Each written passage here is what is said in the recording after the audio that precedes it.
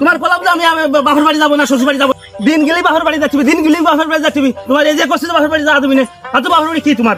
তুমি একটা কথা কবে না, গাড়িতে নামার পরে তুমি খালি বকাবাজি করতেছো, কারণটা কি? মানুষের সামনে একটা মান সম্মানের ইজ্জতের ব্যাপার আছে না?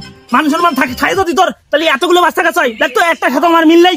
আর এই যাইছিস গাড়ি এই গরম পানি ঢালতেছে আর মাথার চুল ধরে টানতেছে, তুমি তো বুঝতেছো না চোদন রাখি তোমার। তুমি ওরম করে না, আর অল্প একটু আছে, একটু চলো আসো। এই যাইছিস এই বাচ্চা কাছে আমার মনে হয় একটাও আমার না। এই তুমি উল্টো পাল্টা কথা কবে না, তুমি আগের পক্ষের নিয়ে কথা কবে না। এ সল আগের পক্ষের, এলো এই পক্ষেরই, আগের পক্ষের ছেলে পেলে সে বাড়ি, এ সব এই পক্ষের। তাই এই কোন সাল ফেলে আমার না দেখতো একটা আমার চেয়ারের সাথে মিল খাচ্ছে নাকি?